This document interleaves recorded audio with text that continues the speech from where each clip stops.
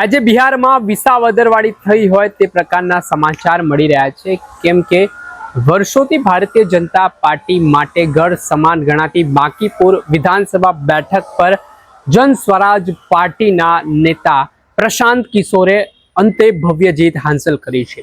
આને લઈને વિસાવદરના ધારાસભ્ય ગોપાલ ઇટાલિયાએ તેમને શુભેચ્છા પાઠવી છે. સાથે જ સુપ્રહાર ભાજપ પર કર્યા છે. વિગતે વાત કરીએ.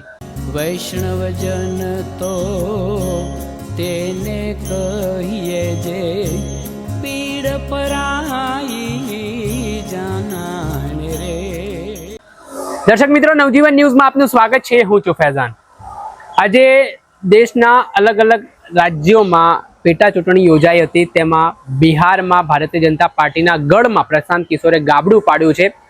વર્ષોથી ભારતીય જનતા પાર્ટીની જે બેઠક અકબંધ હતી તે પ્રશાંત કિશોરે છીનવી લીધી છે, આંચકી લીધી છે. આને લઈને વિસાવદરના ધારાસભ્ય ગોપાલ ઇટાલિયાનું મોટું નિવેદન સામે આવ્યું છે, જેમાં તેમણે વડાપ્રધાન નરેન્દ્ર મોદી જે રીતે આ દિવસોમાં સોશિયલ મીડિયા પર ફ્રેન્ડ્સ શબ્દનો ઉપયોગ કરી રહ્યા છે તે મુજબ વાત કરતા કહી રહ્યા છે કે બિહારના બાંકીપુરમાં વિસાવદરવાળી થઈ, કેમ કે વર્ષોથી ભાજપના ગઢ સમાન ગણાતી બેઠક છે. તેમાં આ વખતે જનતાએ જે બમ્પર વોટિંગ આપ્યું, પ્રશાંત કિશોરને જે જીત અપાવી, તેના કારણે તેમણે કહ્યું કે વિશ્વની સૌથી મોટી પાર્ટી, કદ્દાવર નેતાઓની પાર્ટી સામે આજે જીત થઈ છે. તે મામલાને લઈને ગોપાલ ઇટાલિયાએ મહત્વનું નિવેદન આપ્યું છે અને પ્રશાંત કિશોરની જીત પર શું કહી રહ્યા છે તેવું તે સાંભળો. ફ્રાન્સ બિહારમાં વિસાવદરવાળી થઈ ગઈ છે. 1995 થી લઈ અને 2026 સુધી સળંગ 1.5 લાખ મત મેળવીને ભાજપ જે બિહારની બાંકીપુર સીટ ઉપર જીતતું આવ્યું 1 લાખ 1.5 લાખ વોટથી 1995 થી 2026 સુધી સળંગ ભાજપ જીત્યું. એ સીટ ઉપર અત્યારે વિસાવદરવાળી થઈ ગઈ છે. આજે 3 ઓગસ્ટ 2026 નો દિવસ, અને એમાં ઓગસ્ટ તો પાછો ક્રાંતિનો મહિનો.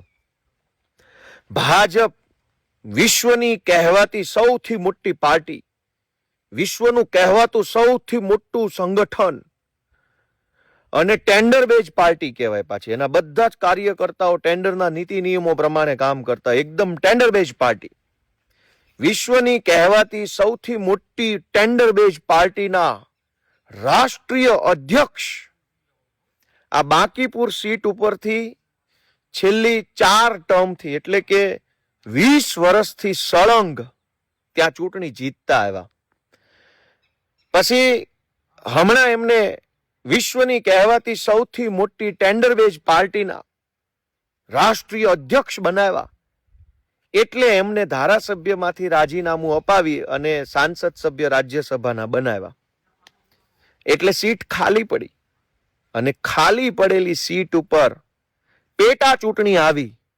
આખી કેન્દ્ર સરકાર, આખી રાજ્ય સરકાર, જેમ વિસાવદરમાં માહોલ હતો એમ જ મંત્રી, સંત્રી, તંત્રી, ફંત્રી બધું જ આખી તાકાત બિહારની બાંકીપુર સીટ ઉપર લાગી ગઈ. જેમ વિસાવદરમાં આવ્યા હતા ને બધા મંત્રી, સંત્રી, તંત્રી અવેડે આંટા મારતા હતા, એમ બિહારમાં ગયા.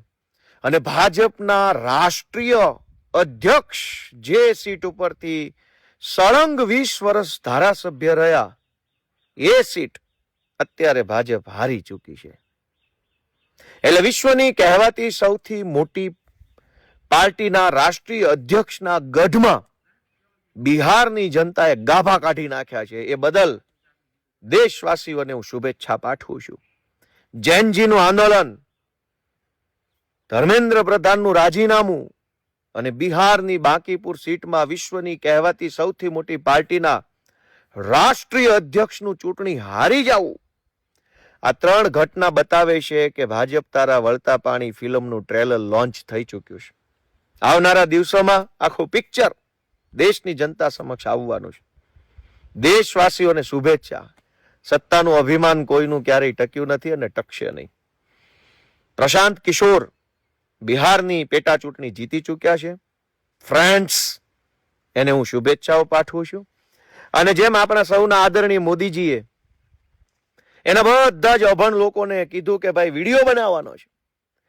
તો 2 દિવસથી જોઉં છું વાંચીને વિડીયો બનાવે છે, અને પાછો આમ ઇન્સ્ટાગ્રામના ઊભા ફોર્મેટમાં. એટલે મેં પણ હવે પ્રધાનમંત્રી શ્રીનો સંદેશ જે હતો એને મેં જરા ગંભીરતાથી લીધો.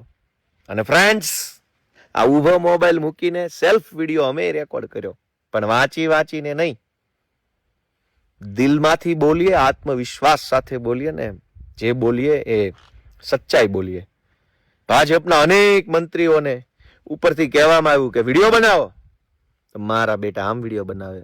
આજ રોજ પ્રધાનમંત્રી શ્રીએ પછી ઘડીક ઉપર જોઈ લે એટલે કોઈને ખબર ના પડે. એટલે હવે આપણે તો ડફોળ છીએ, આપણને થોડી ખબર પડે. પ્રધાનમંત્રી શ્રીએ દેશના વિદ્યાર્થીઓ માટે પેપર લીકનો જે કાયદો બનાવ્યો છે, એ પેપર લીક, અલ્યા તારું પેપર લીક કરું. એટલે દોસ્તો, ફ્રેન્ડ્સ, બિહારથી બહુ સારા સમાચાર આવ્યા છે, બધાને શુભેચ્છા પાઠવું છું.